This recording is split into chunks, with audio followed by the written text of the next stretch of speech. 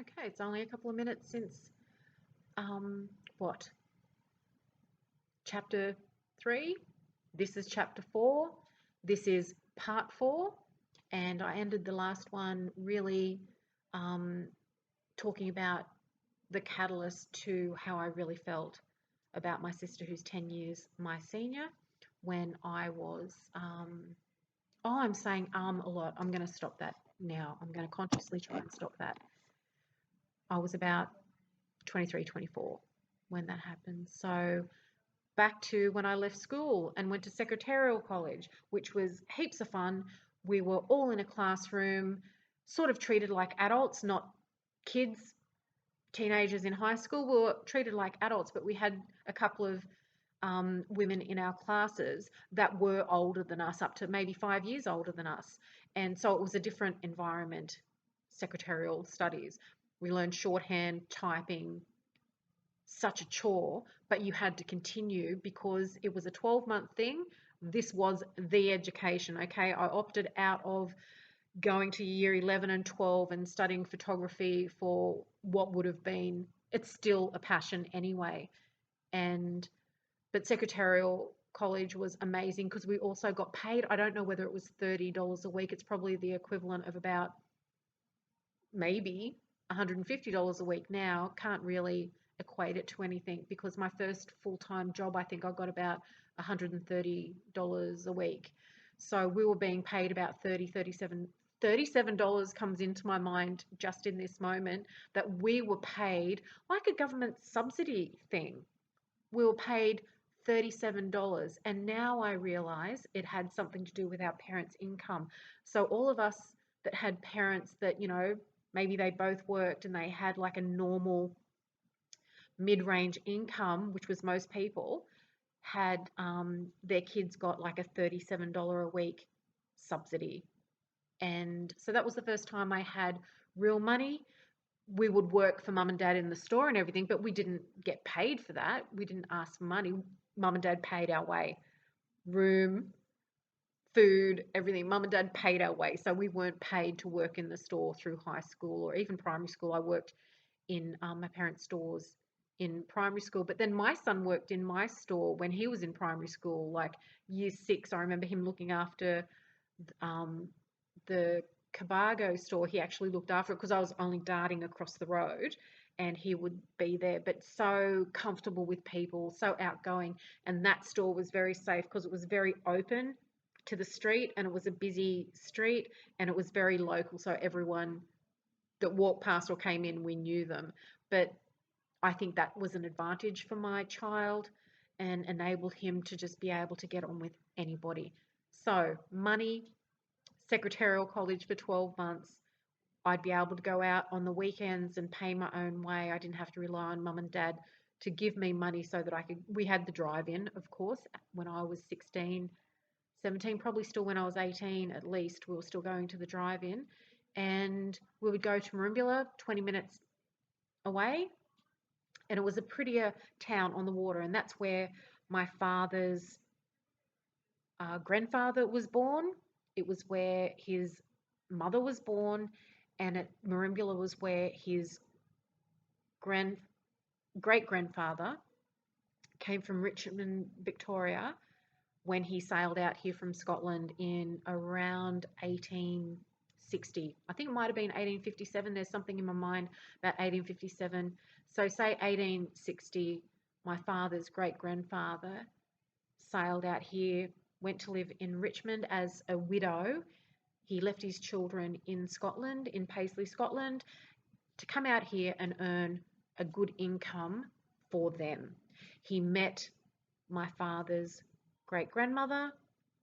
She sailed out from Tipperary with her entire family, her mother, father. She was a child, so she was a few years younger, obviously, than my father's great-grandfather.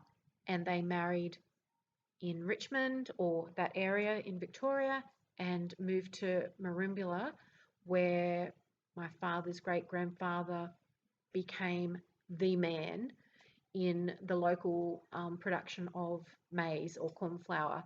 Apparently, my father's great-grandfather was a master maize maker, The recipe apparently was secret, and so that factory that was owned by the Munns family in Merimbula was only successful because of my father's great-grandfather's abilities as the man in charge of making this high quality maize or corn flour. That's that story. So my father was actually born like Merimbula, Pambula. It's only 5 minutes apart. It's basically the same town reasonably. And so, yeah, me saying that, as teenagers, we would go to Merimbula because it was on the water. It was pretty. If you went to a cafe, it was more milk bars back then, but then Merimbula became like in the 80s, you would have prettier stores and more cafe. What you would find if you went to Paddington in Sydney or a nice area in Sydney where the newest or most wonderful styles of cafes or things like that started to kind of come down to Merimbula, because a lot of people from cities and even internationally started moving to Merimbula because it's so pretty, and the airport's right in the middle between Merimbula and Pambula. So it's very accessible from capital cities and even Canberra.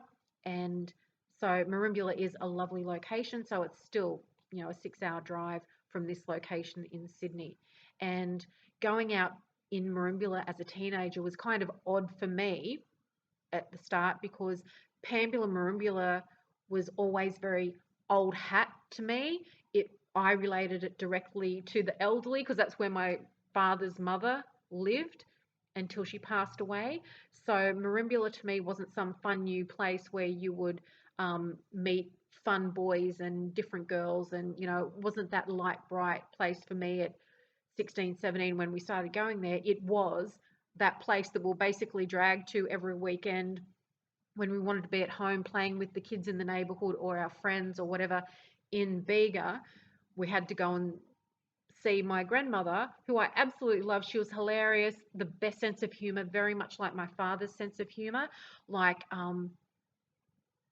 give you a hard time, or no, we gave them a hard time. Actually, my father and my grandmother both, they had a great sense of humour, and taking the lead of my eldest brother, my sister, who would kind of give them a hard time, we could make fun and pull them up for things. This is my grandmother. Now I feel terrible because giving my grandmother a hard time based on what my mother would say or my father would say, she would laugh it off because she had an excellent sense of humour and she thought we were funny. She thought us being naughty and cheeky was funny, and that just encouraged us more. I'm really looking back at that now, and she was really funny and such a strong person. And I'm noticing, because it's getting darker outside, this is becoming so bright and the film is a little bit odd and very snowy looking. I'm looking at the camera of the phone and it looks very different. So this is the laptop camera. It's a little bit different. Yes, I'm a Gemini. Many things going through my mind at once, and verbalizing each thought is probably how it goes. But anyway, my grandmother, Jean Josephine, strong, independent woman. And my father was always embarrassed by this particular part of his and her story, but I'm going to tell it anyway because it only shows how excellent they were. Excellent, strong, and you can care about what people think, but you can act as if you don't care. You can proceed as you want and what's better for you, regardless of caring about the negative opinion of others. And that's an important thing. And I think that's how I live my life as well. So yeah, going to TAFE, Merimbula, I'm going to tell this story right now because it's relevant. I've touched on it. My grandmother's parents were well off. Money or comfort on both sides. My father's great-grandfather, who did very well as the foreman at the Munns maize factory and blah, blah, blah, blah, blah. And then my father's great-grandmother from a well-off farming family that's only 5 minutes out of Pambula. So when they combined to marry, I think Catherine was a couple of years older than Tom. When they combined to marry, they weren't hard up for money. I think they started in Bamboka at the bottom of the Brown Mountain. I do believe that they ran the hotel at Bamboka as a young married couple. Catherine definitely lost 2 babies not long after they were born when she was in Bamboka. Hard-working woman. My father described her as a cranky bitch, but you could trust her with your life. And then he would say, I'm so much like her. I took it as a compliment. Even as a 14-year-old, I took it as a compliment, because if I'm reacting to you being a turkey and you're calling me a cranky bitch, I know I'm in the right. So I'll take you saying that I'm like your cranky bitch grandmother as a compliment. I didn't know her, of course. And so being in Bamboka, losing at least 2 children there, and they moved to Pambula, where they ran their local, say, grocery haberdashery, like a mini, I feel, from what the products that they used to sell, it sounds like the quality of David Jones in a local general store, but they had fabrics and crockery and cutlery, all sorts of things just like that, and the quality was high. She had, knives, and my family's now stolen my keepsakes that my grandmother made sure I had, because C.A. Kennedy, I'm C.A. Kennedy. So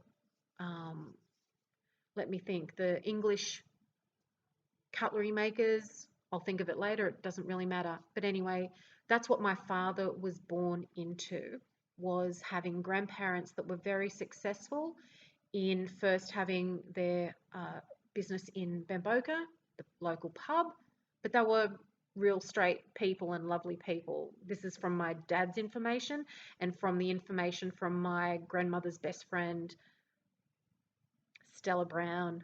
Gorgeous, gorgeous, gorgeous woman. And her granddaughter is one of the sweetest people, who's married to a police officer down the coast who is actually a lovely police officer.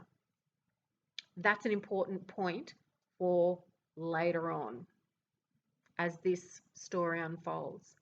But lovely. But Stella Brown being my grandmother's, my father's mother, her best friend, a lot of this information has come from her as someone who was friends with my grandmother and knew her parents really well and knew of my father's great-grandparents and what happened there. So that's just touching on Merimbula. That's the base of our family from the beginning here in Australia. And Catherine and Tom lost at least 4 babies, and then they lost their daughter to TB. But before she died, she lost her infant baby to TB, and there's photos of that beautiful Bonnie little girl.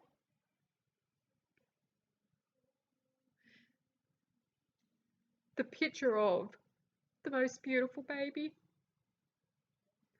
healthy, lovely little baby that died of TB, and then her mother obviously died of TB as well. And then the eldest son, also Tom, he died of TB, but he had 2 little girls of his own and a wife, and he had to come from, I'm trying to think now where they were living. They might have been living somewhere more out west, because he came to Sydney Waterfall. There was like a respite hospital for people that were suffering like TB. I'm sure there were people there with other ailments, but he died at that respite hospital in Waterfall in Sydney, and left behind his wife and 2 little girls who I've been in contact with, just to give them a little bit of the brighter side of the story. He was much loved.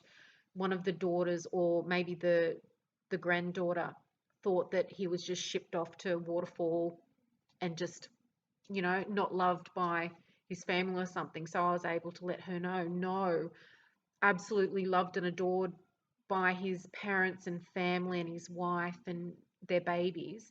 It was just that with TB, he had to go to Waterfall.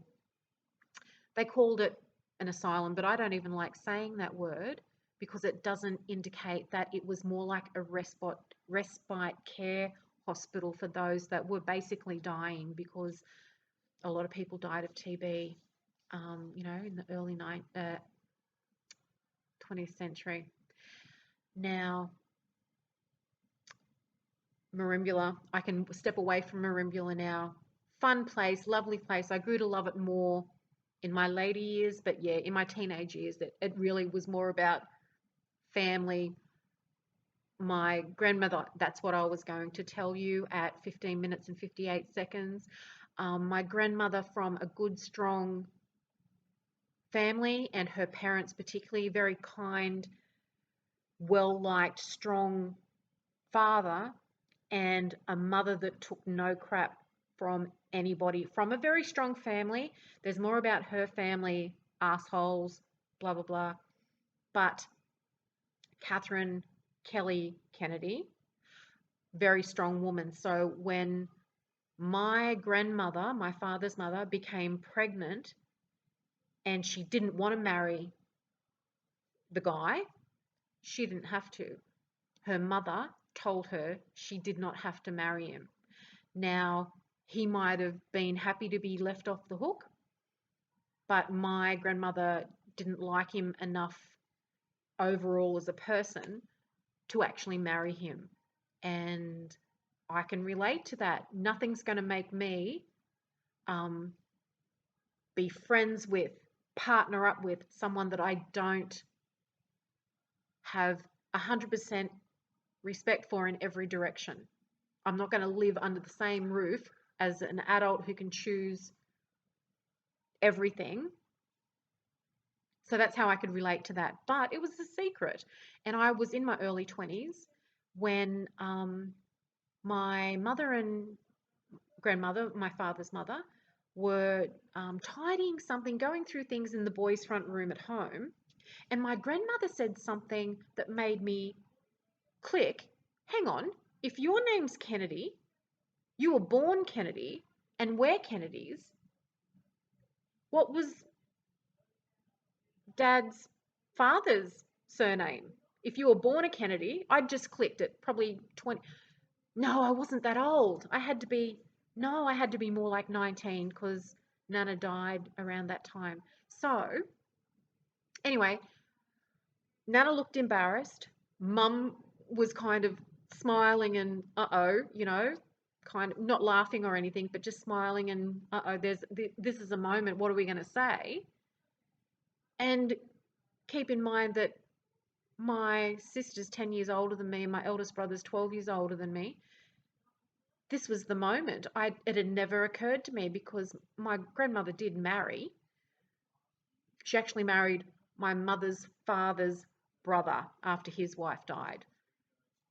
So anyway, yeah, my grandmother, she chose not to have anything to do with the father who lived locally. My father did not have anything to do with that man either. My father said that he played against him in rugby league in the local, what do you call it, the local league. And his father was playing, say, for Candelo, because that's where his family was from. And I don't like a lot of that family. After I got to, through my life down there, got to sort of see them in business. Not very nice business people, but a couple of them, the best people you'd ever meet. But choosing not to marry him and my father having absolutely nothing to do with him until he played against him in football, where he said that his father pummeled the crap out of him. His father, obviously an old man, and my father a teenager, young man playing football, because all ages would play these football games, especially back in, say, what are we looking at? The 50s, earlier, the 40s, the mid 40s. And So yeah, pummeled the crap out of him without ever having a discussion about father and son. There was never any communication. Now, my dad might be embarrassed that I'm saying this, but it's part of our family, and it's important because it shows how resilient and strong and resourceful my father was, and it's all based in his respect for other people and doing the right thing in business and, you know, his personal relationships. He did the right thing. And I do think that he had wonderful grandparents who he lived with, and his mother lived with him as well, and they were well cared for. But his mother lost her adult sister who was older than her and her adult brother, and she loved them because they were wonderful, wonderful people. She was a bit younger and they were well off, and my father had an absolutely lovely childhood. You know, grandparents still running that business, the local supermarket, haberdashery, homewares, everything else. They had a lovely life, and Pambula, Merimbula was wonderful for them. But during the Depression, my father and also Stella Brown said that my father's grandparents lost so much money because they gave everyone credit through the Depression. So they let everyone have the stock, and they were supposed to pay them back when things got better because it's a farming area. So a lot of farmers kind of needed help, a lot of locals who were in business that weren't doing as well, because obviously my father's grandparents were providing essential goods, having that kind of store. So they let everyone have credit and said, you can pay us back when you do better. And after that fact, they didn't pay them back.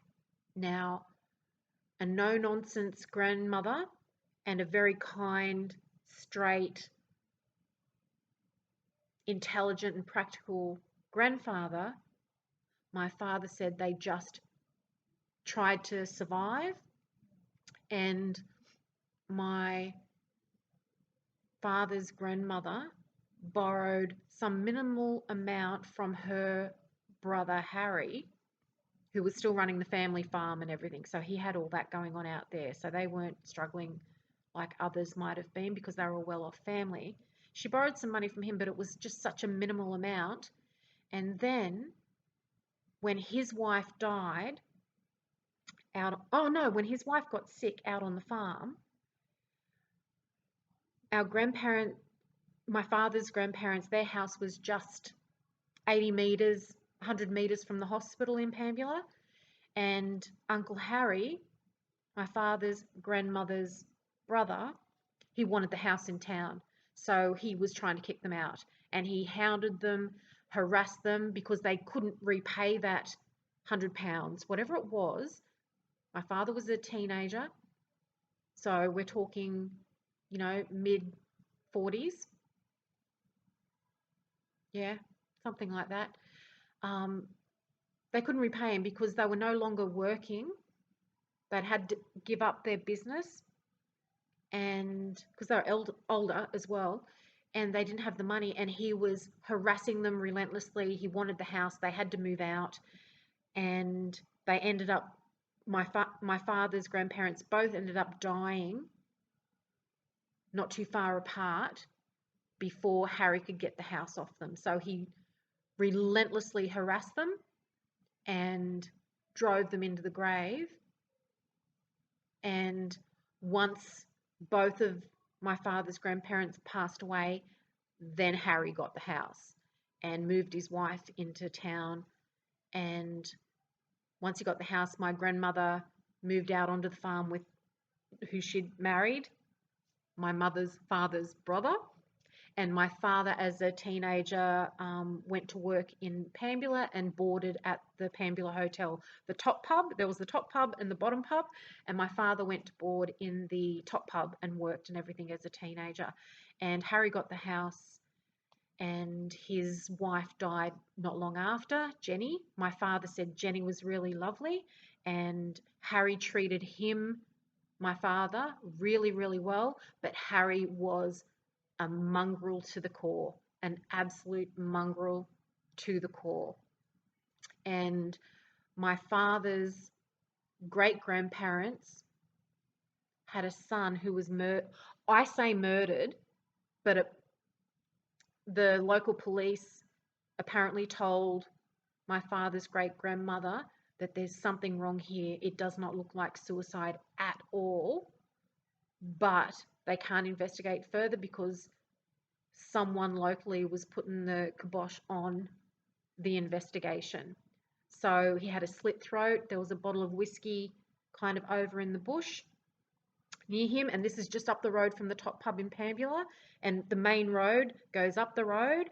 So he was walking home from a night, apparently it was a dance or something in Pambula, and he was a single man. The photos, a beautiful looking man and very dapper and prim. And I think I'm losing power here. That's a bit odd. There's something going on with the screen. It's just getting darker and darker outside. I'm not sure what it really is, but don't want to conk out. But anyway, my grandmother, my father's mother, was only very young. This is her uncle that was throat glass, and the local police officer, this is what Stella Brown said, my grandmother's best friend, said that this police officer went to the parents of, and William was his name, William Kennedy, because the father was William Thomas. So one son Tom, one son William. If I've got it wrong, I'll correct it at some point, but it doesn't matter now. And yeah, she had much to say when I took my father to visit her when she was in the nursing home, and I'd never heard anyone speak to my father so beautifully, sweetly, and kindly. And she called him darling every moment because she's known him since he was a baby, and he was late 70s on this particular visit that my son was there as well. But anyway, Stella said that my father's great-grandmother, Catherine Ryan Kennedy, was told that it doesn't look like he did it himself, but we can't proceed with the investigation to look for an offender. So that came from Stella, directly from her best friend, my grandmother. That the police officer said to her grandmother, not my grandmother's parents, but my grandmother's grandparents.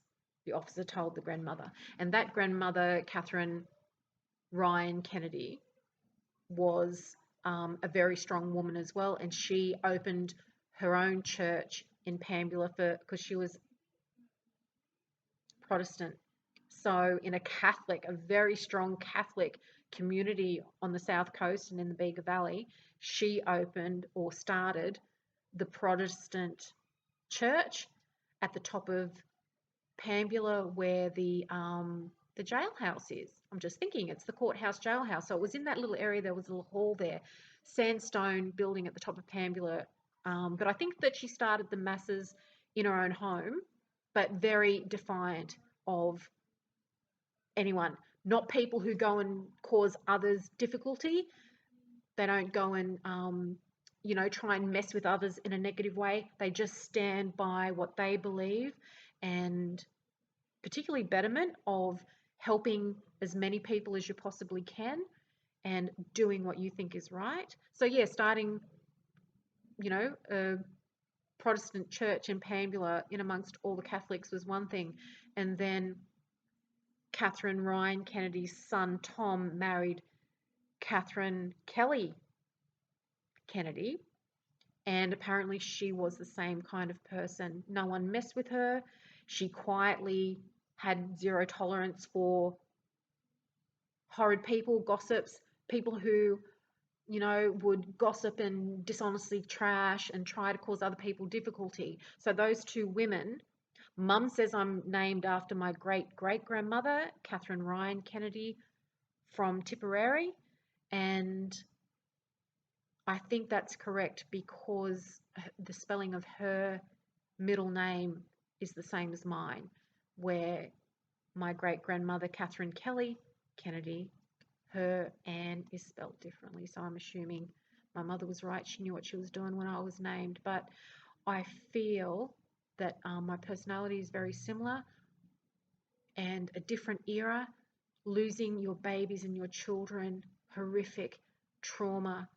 And I feel like my life is moving along in a parallel way, like standing up for, fighting for protection of children, the elderly, vulnerable adults.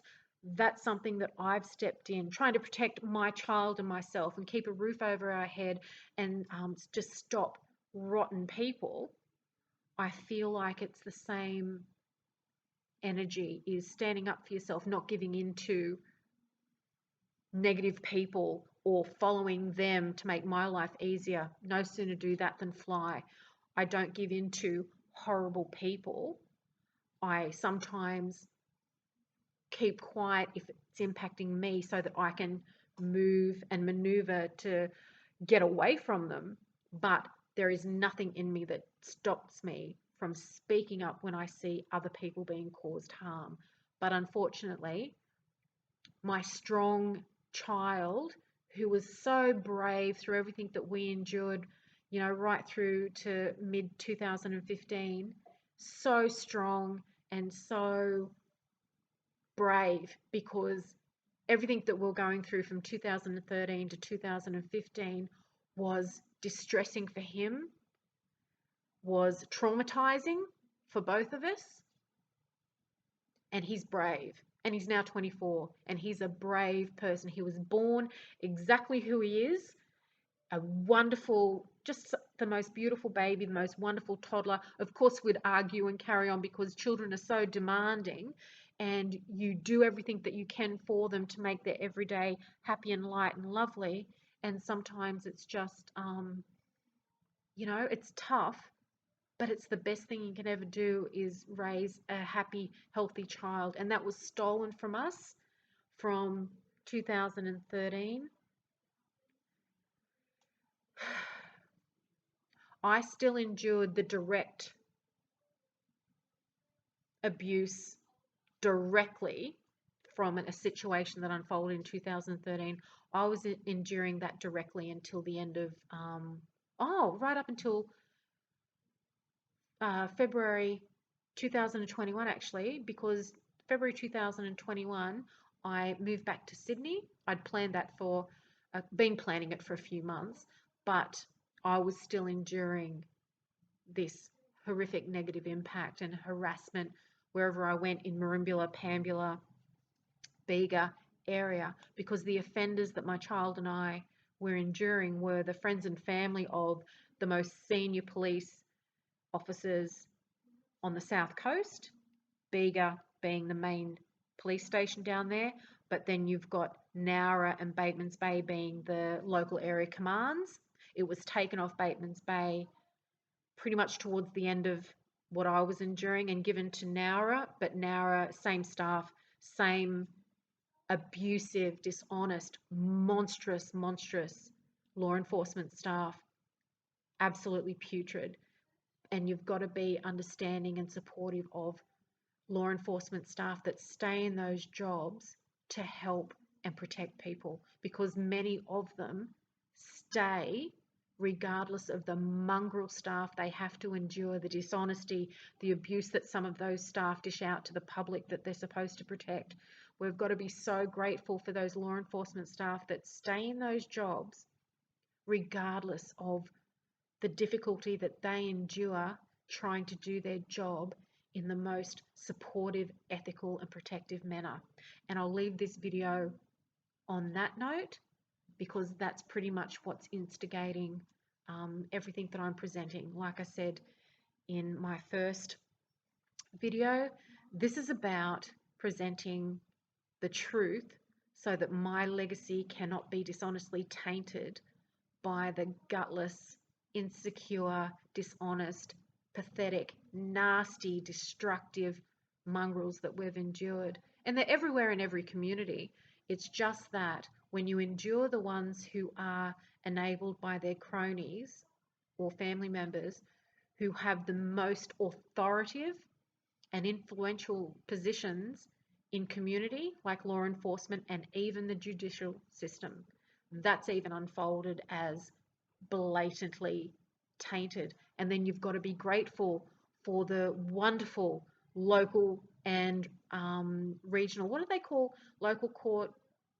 I can't think what the next one up is. Local and whatever the next one up in judges, magistrates are, but all of those magistrates and judges that do their job in an ethical manner, regardless of the scumbags they've got to work with and endure in their own departments, you've got to be grateful for those good people because they are doing their best. So thank you for listening and watching. Continued soon.